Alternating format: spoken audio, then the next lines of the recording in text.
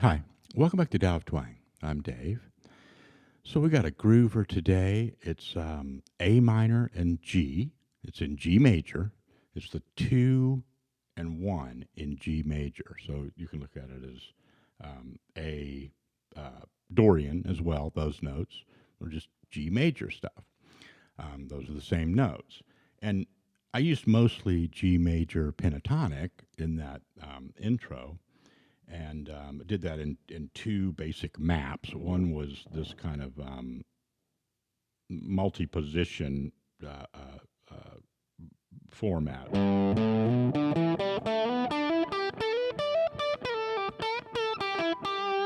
and the other one was just this.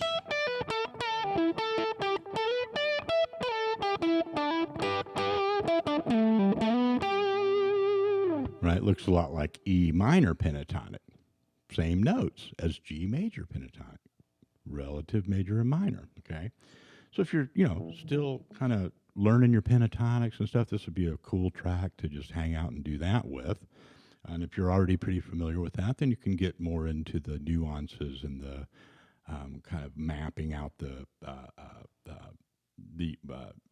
ideas, or the shaping, I guess is a better word, for your phrasing and stuff, which is what we're kind of going to focus on mostly today. So,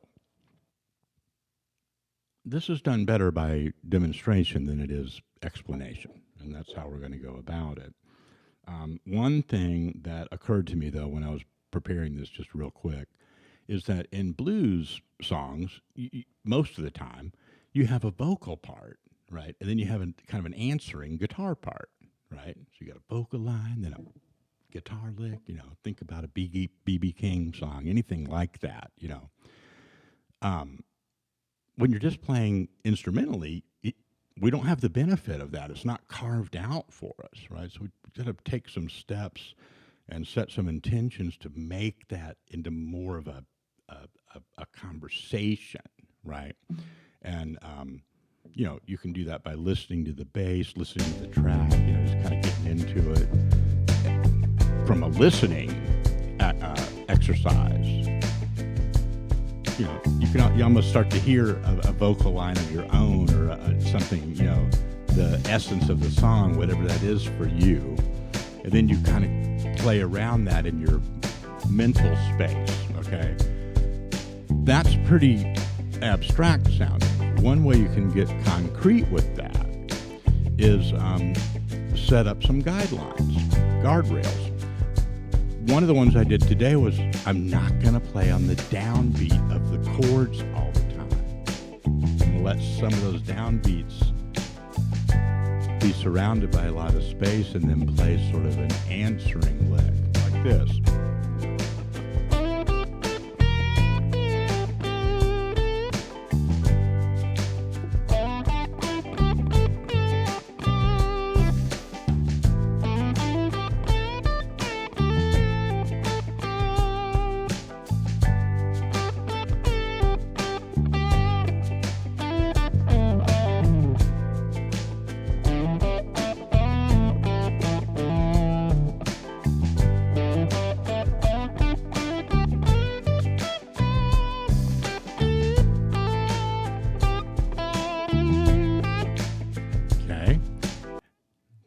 Then I did kind of start to play more on the downbeat and stuff, but just by starting with that idea or that limitation, I felt like my phrasing was a little more musical than if I just took off with the scales, right?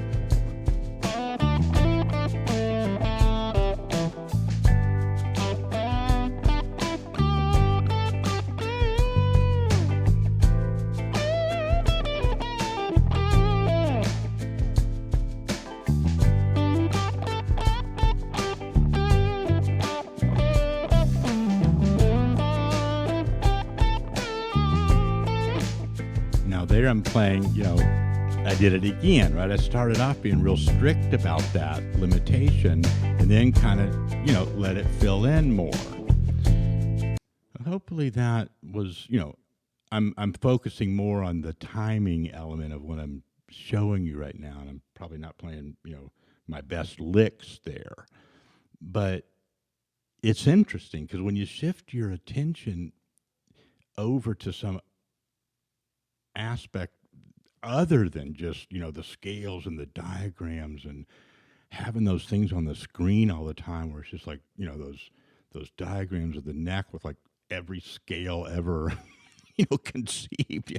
Uh, we're so visually distracted by all of that. It's great information, don't get me wrong, but there's other really important elements that are fundamental to our playing and our musical language that we need to tend to more. Okay, that's kind of what this is about. So, whatever that works out to be for you, right? You don't try to copy what I'm doing on this. Just take those concepts and like see if you don't, close your eyes, get in a place where you don't really have to look at your neck and mindfully don't play over large portions of the measure and see if you just don't become more immersed in the song and that backing track, right? You'll know it when it starts, when you'll feel it when you start getting into the groove like that. One other thing I'll just mention just to have a little more fun on this, we're going to have a part 2 on this where we're going to get more into some of the chord extensions and stuff for this, more of the melodic side of it. This is more of the phrasing side. But you can target some, triad notes, especially when it goes to the G. So, G, major, we got our G root. Our third is that B.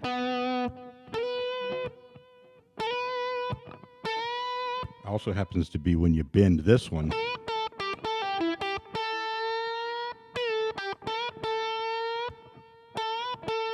Or when you bend it in that position.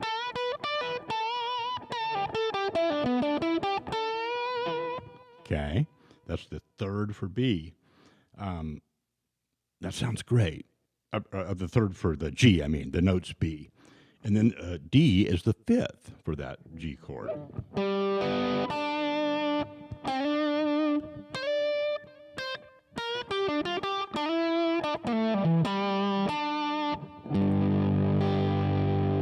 Okay.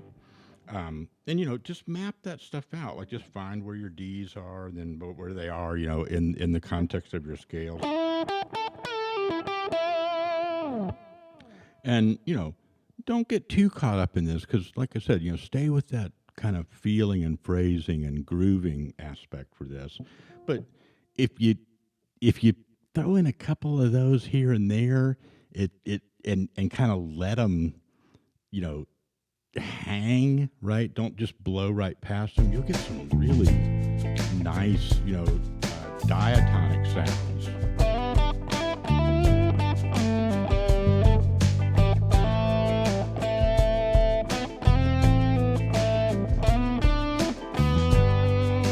That's that B over the G.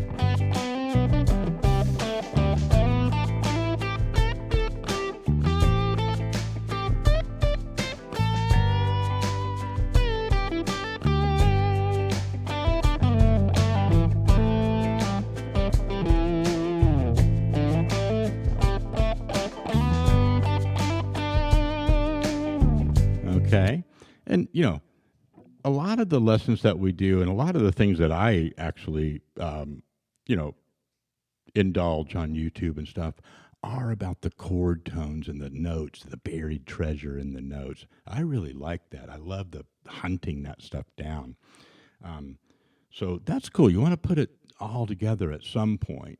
But, take the time off to the side to make yourself a little easy map for that. I'm not going to try to play every, mode and every scale and every lick and in one, I'm just going to do that major pentatonic stuff, keep my phrasing open and groovy, and every once in a while try to hunt down one of those chord tones and just, get that little bit of treasure, right?